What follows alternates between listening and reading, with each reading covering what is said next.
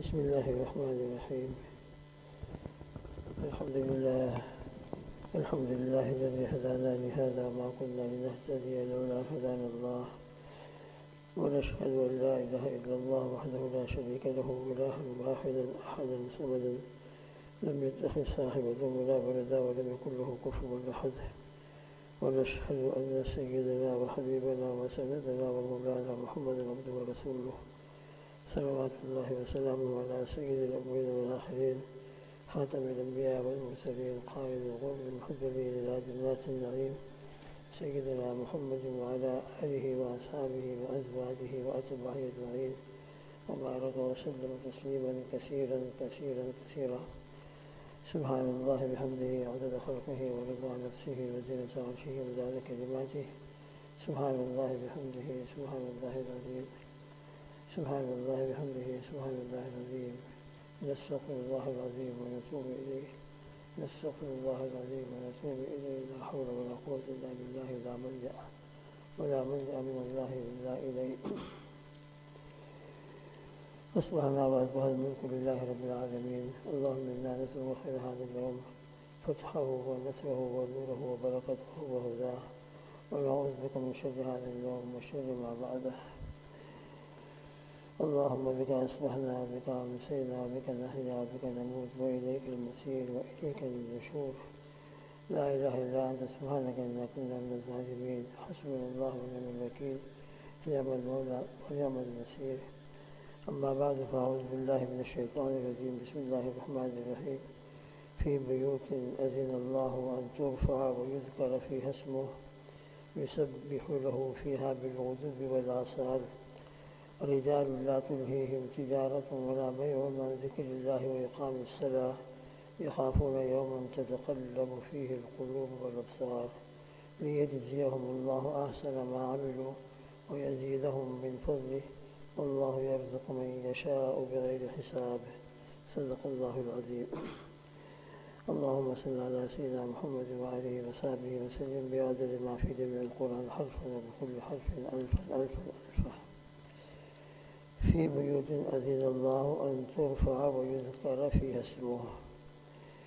یہاں سے اللہ تعالیٰ ان لوگوں کا حال بیان فرما رہے ہیں جن کو اللہ نے ہدایت دی ہے. اہل ہدایت جو ہدایت یافتہ ہیں ان کی کیا حالت ہوتی ہے، اور وہ اللہ سبحانہ و تعالیٰ کے ساتھ اپنا معاملہ اور ان کے ساتھ اپنی عبادت کا تعلق کیسا رکھتے ہیں. تو اللہ جل جلالہ و عز و جل فرماتے ہیں فی بیوت، وہ اہل ہدایت ایسے ہیں کہ وہ ایسے گھروں میں جا کر عبادت کرتے ہیں جن کی نسبت اللہ نے حکم دیا ہے ان یرفع. اس کا ترجمہ جو حضرت تھانوی رحمۃ اللہ فرمایا ہے وہ یہ ہے کہ ان کا ادب کیا جائے. وَيُذْكَرَ فِيهَا اسْمُهُ، اور ان گھروں میں اللہ کا نام لیا جائے. فی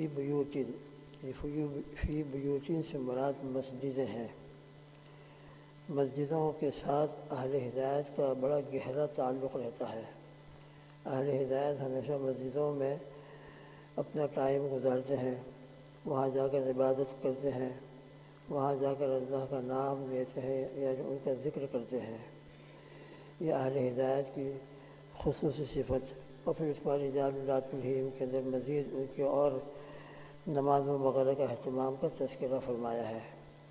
ابھی ہمارے سامنے پیش نظر یہ فی بیوت اذن اللہ ان ترفع، مساجد کا سلسلے میں اللہ نے فرمایا ہے کہ اہل ہدایت جو ہدایت یافتہ ہیں وہ ان گھروں میں، ایسے گھروں میں یعنی مسجدوں میں جاتے ہیں.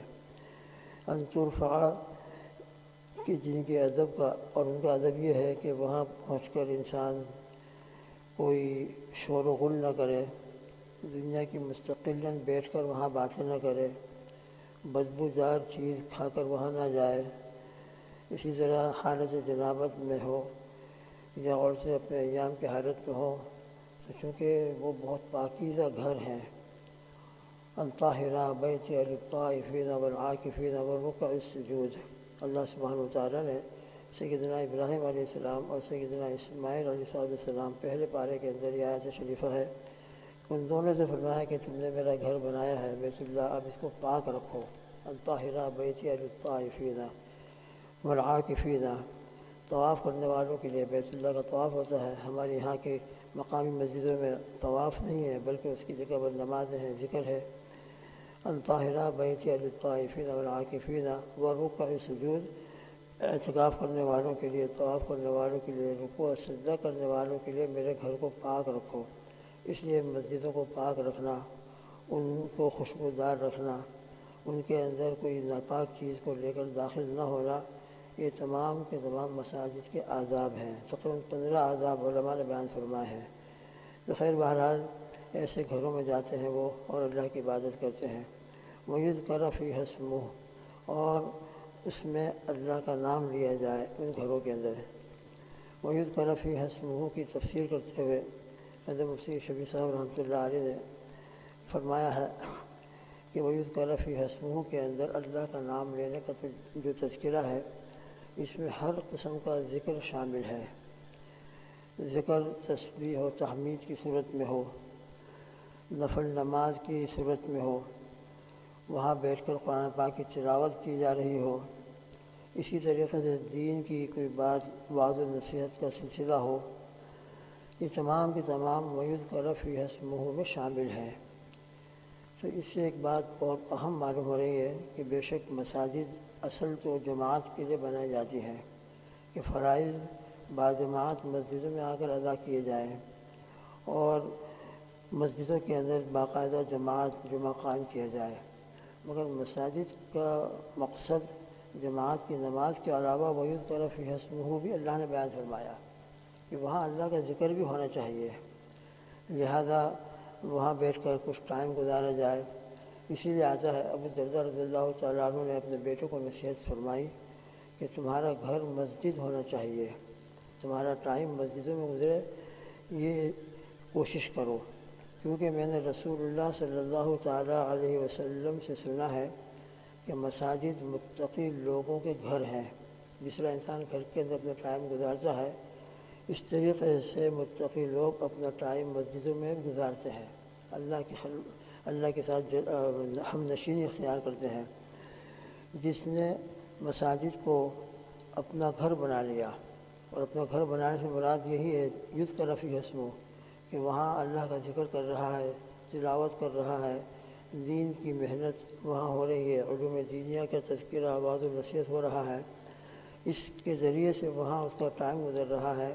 تو جس نے مساجد کو اپنا گھر بنا لیا، اللہ تعالیٰ اس کے لیے راحت و سکون اور پل صراط کے اوپر آسانی سے گزرنے کا ضامن ہو گیا۔ اللہ اس کو حیات طیبہ عطا فرمائیں گے، چین سکون والی زندگی عطا فرمائیں گے، اور پل صراط کے اوپر سے گزرنا آسان فرمائیں گے۔ لہذا مسجدوں میں بے شک نماز باجماعت ہونا یہ بہت اہم مقصد ہے، مگر اس کے ساتھ ساتھ مسجدوں میں بیٹھ کر اللہ کا ذکر کرنا، مسجدوں میں بیٹھ کر قرآن مجید کی تلاوت کرنا، علوم دینیہ کے سلسلے میں وعظ و نصیحت ہونا، یہ بھی مساجد کے مقاصد کے اندر ہے۔ وَيُذْكَرَ فِيهَا اسْمُهُ سے یہ معلوم ہوتا ہے۔ اسی طرح ایک اور روایت میں ہے، ابو صادق نے شعیب بن الحجاب کو ایک خط لکھا کہ تم مسجدوں کو لازم پکڑو، کیونکہ مجھے یہ روایت پہنچی ہے کہ مساجد ہی انبیاء علیہم السلام کی مجالس تھی۔ اوپر کی روایت میں یہ تھا کہ مسجد متقیوں کا گھر ہے، اس روایت میں یہ ہے کہ انبیاء علیہ السلام کی جو مجلسیں ہوتی تھی اور وہ دین کی باتیں بیان فرماتے تھے، وہ مسجدیں ہوتی تھیں۔ نبی کریم صلی اللہ تعالیٰ علیہ وسلم جب ہجرت فرما کر مدینہ منورہ تشریف لائے ہیں، تو سب سے پہلے آپ نے جو فکر فرمائی ہے مدینہ منورہ آنے کے بعد، وہ مسجد نبوی کے بنانے کی فکر تھی۔ مدینہ منورہ جلوہ افروز ہونے سے پہلے جو ہجرت کے واقعات سے واقف ہیں، آپ صلی اللہ تعالیٰ علیہ وسلم سیدھے مدینہ منورہ مکہ مکرمہ سے ہجرت فرما کر تشریف نہیں لائے تھے، بلکہ درمیان میں قباء میں قیام ہوا تھا۔ اب جتنے دن بھی ہوا ہو اپنی جگہ پر، لیکن آپ صلی اللہ علیہ وسلم نے قباء کے اتنے مختصر قیام کے اندر بھی، چاہے وہ 4 دن ہو یا 14 دن ہو، جتنے بھی ہو روایتوں کے اعتبار سے، وہاں مسجد قباء کی بنیاد رکھی، اور اس مسجد کی اللہ نے تعریف بیان فرمائی، لمسجد اسس علی التقوی من اول یوم احق ان تقوم فیہ، تو مختصر قیام کے زمانے کے اندر بھی آپ صلی اللہ علیہ وسلم نے قباء کے اندر مسجد کی فکر فرمائی، اور مسجد الحمدللہ بنی آج بھی مسجد قباء جو جب لوگ مدینہ منورہ جاتے ہیں تو مسجد قباء کی زیارت کے لیے ضرور حاضری دیتے ہیں، اور جانا بھی چاہیے۔ تو مسجد قباء کی فکر فرمائی۔ مدینہ منورہ تشریف لانے کے بعد مسجد نبوی علی صاحبہ الف الف تحیۃ وسلام اس کی فکر فرمائی۔ تو انبیاء، اور پھر اس کے بعد نبی کریم صلی اللہ علیہ وسلم وہی مسجد میں تشریف فرما ہوتے تھے، وہی مسجدوں میں، مسجد نبوی کے اندر آپ کی مجلس ہوتی تھی، حضرات صحابہ انہی مسجد نبوی میں حاضر ہوتے تھے، اور فجر کے بعد ہو، اس کے بعد مختلف اوقات کے اندر نبی کریم صلی اللہ تعالیٰ علیہ وسلم احادیث کا بیان فرماتے تھے اور دین کی باتیں بیان فرماتے تھے۔ اس لیے اس حدیث میں فرمایا کہ مساجد ہی انبیاء کی مجالس تھی۔ دو باتیں ہوئی کہ مسجد متقین کا گھر ہے، مسجد انبیاء علیہ السلام کی مجالس تھی۔ ایک اور روایت حضرت سعید بن مسیب رحمۃ اللہ علیہ فرماتے ہیں کہ جو شخص مسجد میں بیٹھا وہ گویا اپنے رب کی مجلس میں بیٹھا ہے، سبحان اللہ، اپنے رب کی بارگاہ عالی کے اندر وہ حاضر ہے۔ اس لیے اس کے ذمہ ہے کہ اب جب اپنے رب کی مجلس میں بیٹھا ہوا ہے، اللہ کے دربار عالی میں ہے، تو کلمہ خیر کے سوا اور کوئی کلمہ اپنی زبان سے نہ نکالے، اللہ کا ذکر کرے، اللہ کی یاد کرے، اللہ کے سامنے موقع ہو تو نماز پڑھے، تسبیحات پڑھے۔ لہذا دوستوں بزرگوں، یہ روایتیں ہمارے سامنے ہیں۔ تو بے شک جماعت یہ مسجدوں کا اصل مقصد ہے، لیکن اس کے ساتھ یہ بھی ہے کہ انسان اپنا ٹائم وہاں گزارے، اعتکاف کی نیت کر کے وہاں تھوڑا وقت جتنا بھی ٹائم گزارنے کا مل جائے اعتکاف کی نیت کرے۔ اس لیے حالات کے اعتبار سے الحمدللہ اتنے دنوں سے ہم دعا کر رہے تھے کہ اللہ پاک ہمارے لیے مسجدوں کے دروازے کھول دیجیے۔ مخلصین کی دعاؤں کی برکت سے اللہ سبحانہ و تعالیٰ نے الحمدللہ یہ مرحلہ ہمارے سامنے اپنے فضل و کرم سے عطا فرمایا ہے کہ کچھ وقت کے لیے مسجدیں کھولی جا رہی ہیں۔ البتہ ان مسجدوں کے کھولے جانے کے اندر چونکہ ہم کو دوسری کہ مسجدیں کھلی ہیں اور کھلی رہیں اور باقاعدہ اس کے اندر اور آگے اضافہ ہوتا رہے، اس لیے گورنمنٹ کی طرف سے ہمیں جو گائیڈ لائن دی گئی ہے اس گائیڈ لائن کے مطابق اگر ہم مسجدوں میں حاضری دیں گے، عمل کریں گے، اور جو وقت ہم کو ملا ہے جو اس کو غنیمت سمجھے، اس نعمت کی قدر کرتے ہوئے مسجدوں میں آئیں، اور جو ہم کو گائیڈ لائن دی جائے، جو مشورہ دیا جائے، والنٹیئر حضرات جو ہم کو مشورہ دیں، اس کے مطابق جتنا ٹائم بھی ہم کو مسجد میں گزارنے کا موقع مل جائے تو ضرور آج تشریف لائیں۔ سیٹرڈے اور سنڈے 2:30 سے شروع ہوگا ٹائم، اور انشاءاللہ 7:30 تک ہے۔ اس درمیان کے اندر ہم اپنے گھروں سے وضو کر کے، جیسا کہ بتایا گیا ہے، کل بھی بتایا گیا، اور یہاں پہ آپ آئیں گے تو تمام گائیڈ لائن آپ کو نظر آئیں گی کہ کس طریقے سے ہم کو یہاں رہنا ہے۔ لہذا جتنا بھی ہم کو موقع مل رہا ہے اس کو ہم غنیمت سمجھیں اور دعا کریں کہ اللہ پاک حقیقت میں جو مسجدیں ہیں جہاں جماعتیں ہوتی ہیں، جماعتوں کا ثواب ہوتا ہے مستقلاً اور باقاعدہ حقیقتاً جماعت اس میں شرکت کا ہم کو موقع مل جائے، اللہ وہ دن بھی ہم کو نصیب فرما دے اور وہ وقت بھی اللہ تعالیٰ جلدی سے جلدی ہم کو عطا فرما دیں۔